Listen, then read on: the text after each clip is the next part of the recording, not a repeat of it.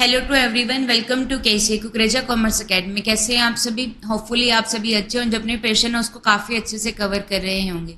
So guys, यहाँ पे मैं आप लोगों के साथ में बिजनेस इकोनॉमिक्स के पीवाईक्यूज को कवर कर रही हूँ। ये आप लोगों के साथ में हम लोग 2021 के पीवाईक्यूज को क्या कर रहे हैं, डिस्कस कर रहे हैं। सो स्टार्ट करते हैं हमारे इस सेशन के पहले क्वेश्चन के साथ में। Which one of the following explain downward slope of an ordinary demand curve? तो एक डिमांड कर्व आप लोगों के पास में रहती है। ये क्या रहता है? ओ एक्स एक्सिस होता है। ये क्या रहता है? ओ वाई एक्सिस रहता है। यहाँ पे हम लोगों के पास में क्या आता है? क्वांटिटी डिमांडेड कितने की जा रही है, और यहाँ पे क्या आता है? प्राइस आता है। तो जैसे ही क्या होता है, तो जो डिमांड कर्व होती है वो आप लोगों के पास में क्या रहती है? स्लोप डाउनवर्ड रहती है। जब प्राइसेस क्या होते हैं? हाई होते हैं तो डिमांड कम होती है, और प्राइस के कम होने पे डिमांड क्या हो जाती है? ज़्यादा हो जाती हैं। तो ये डिमांड कब होती है? तो जो डिमांड कब होती है वो आप लोगों के पास में कैसी रहती हैं? स्लोप्स डाउनवर्ड होती है। डिमांड कब की शेप जो रहती है ये आप लोगों के पास में क्या रहती है? स्लोप डाउनवर्ड होती है। और कैसे स्लोप डाउनवर्ड आप लोगों के पास में होते हैं? राइटवर्ड आप लोगों के पास में रहती है, लेफ्ट टू राइट आती हैं। ठीक है, तो ये आ जाएगा।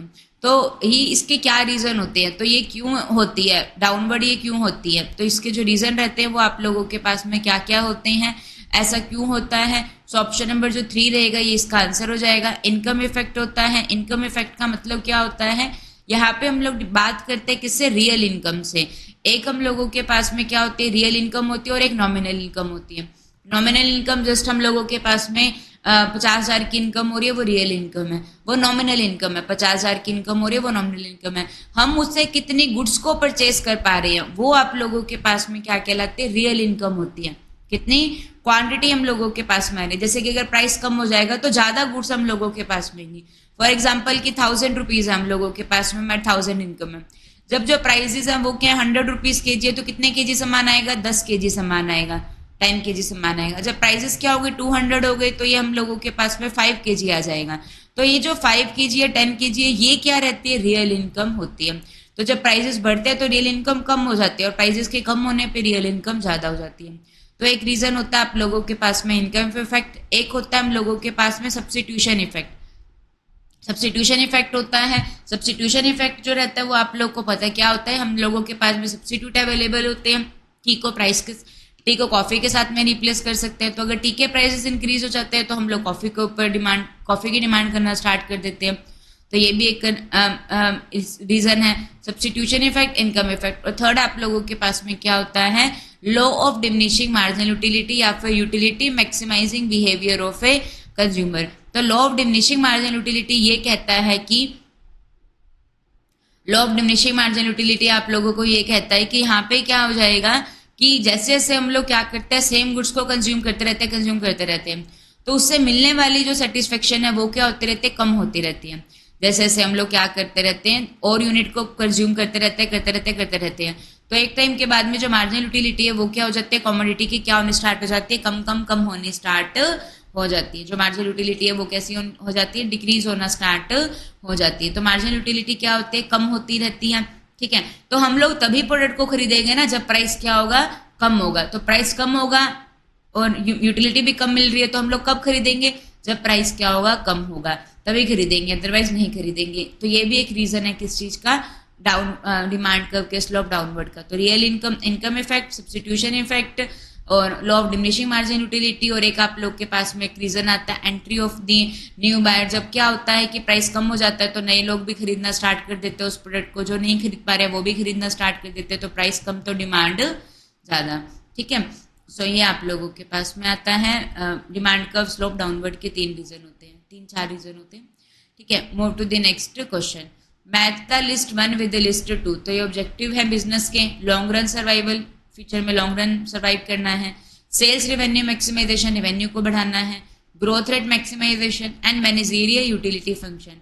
तो ये अलग अलग ऑब्जेक्टिव है, ये इसके ऊपर कौन बात करता है? तो रिवेन्यू मैक्सिमाइजेशन, इसके बारे में सबको पता है कि जो रिवेन्यू होना चाहिए वो क्या होना चाहिए? ज़्यादा से ज़्यादा होना चाहिए। सो रिवेन्यू मैक्सिमाइजेशन के ऊपर कौन बात करता है? बाउमल बात करता है। सेल रेवेन्यू मैक्सिमाइजेशन के ऊपर कौन बात करता है? बाउमल बात करता है। तो जो बी रहेगा वो 4 से कनेक्ट होती है। आपका आंसर क्या हो जाएगा? ऑप्शन नंबर 3 आ जाएगा। लॉन्ग रन सर्वाइवल, इसके बारे में किन्होंने कहा है? रॉस चाइल्ड ने कहा है इन KW। सेल्स रेवेन्यू बाउमल ने कहा है। ग्रोथ रेट मैक्सिमाइजेशन किन्होंने कहा है, रॉबिन्सन ने कहा है, मैरिस एंड रॉबिन ने। मैनेजरियल यूटिलिटी फंक्शन की डेफिनेशन किन्होंने दी है, विलियमसन ने दी है। लॉन्ग रन सर्वाइवल की डेफिनेशन किन्होंने दी है, रॉथस्चाइल्ड ने। सेल्स रेवेन्यू मैक्सिमाइजेशन बाउमल ने दिया है, ग्रोथ रेट मैक्सिमाइजेशन रॉबिन्सन मैरिस ने दी है, और मैनेजरियल यूटिलिटी फंक्शन किन्होंने दिया, विलियमसन ने दिया है। ठीक है, move to the next question. Arrange the following market structure in the increasing order of the price elasticity of the product. तो प्रोडक्ट की प्राइस इलास्टिसिटी को इंक्रीजिंग ऑर्डर में लगाना है, मतलब कि जो लेस इलास्टिक होगा उसको सबसे कम पहले नंबर पे रखना है, जो ज्यादा इलास्टिक होगा उसको लास्ट में रखना है। तो सबको पता है जो परफेक्ट कंपटीशन मार्केट होती है वहां पे सबसे ज्यादा इलास्टिसिटी होती है। परफेक्ट कंपटीशन के अंदर क्या पाया जाता है, जो डिमांड कर्व होती है वो क्या होती है, परफेक्टली इलास्टिक होती है। जो ईडी होती है वो क्या होती है, इनफाइनाइट होती है। सबसे ज्यादा इलास्टिसिटी ए में पाई जाती है, तो सबसे ज्यादा ए हो जाएगा, तो इसको एलिमिनेट। सबसे कम इलास्टिसिटी कहाँ पर होती है, जहां पे क्या हो जाएगा, कोई भी ऑप्शन ही नहीं अवेलेबल होता, जहां पे सिंगल ही सेलर होता है। मोनोपोली वाली मार्केट के अंदर क्या होता है, यहाँ पे सिंगल ही सेलर होता है, और सिंगल ही सेलर होने की वजह से वही प्रोडक्ट को बेचता है, तो वहां पे क्या होता है, लेस इलास्टिसिटी होती है।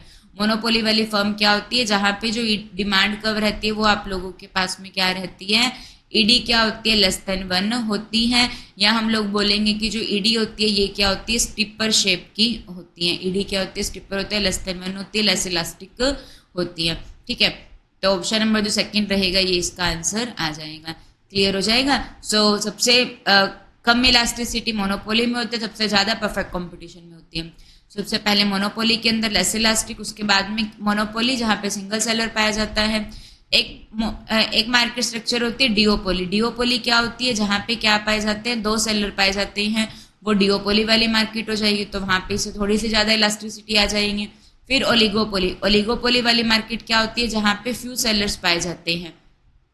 और याद रखिएगा ओलिगोपोली मार्केट के अंदर क्या पाया जाता है, किंग्ड डिमांड कर्व पाई जाती है। सीधा क्वेश्चन आता है किंग्ड डिमांड कर्व कहाँ पाई जाती है, सो ये कहाँ पे पाई जाती है, ओलिगोपोली में पाई जाती है किंग्ड डिमांड कर्व। ठीक है, मोनोपोलिस्टिक कंपटीशन मार्केट जहां पे लार्ज नंबर ऑफ बायर होते हैं, लार्ज नंबर ऑफ क्या होते हैं, सेलर होते हैं। और सबसे इंपॉर्टेंट फीचर क्या होता है मोनोपोलिस्टिक कंपटीशन का, कि यहाँ पे क्या पाया जाता है, प्रोडक्ट डिफरेंशिएशन पाया जाता है। क्या पाया जाता है, प्रोडक्ट डिफरेंशिएशन पाया जाता है। अलग अलग टाइप के प्रोडक्ट यहाँ पे पाए जाते हैं। और मोनोपोली में क्या पाया जाता है, प्राइस डिफरेंशिएशन पाया जाता है, प्राइस डिस्क्रिमिनेशन पाया जाता है। अलग अलग मार्केट में अलग अलग प्राइस चार्ज किए जाते हैं।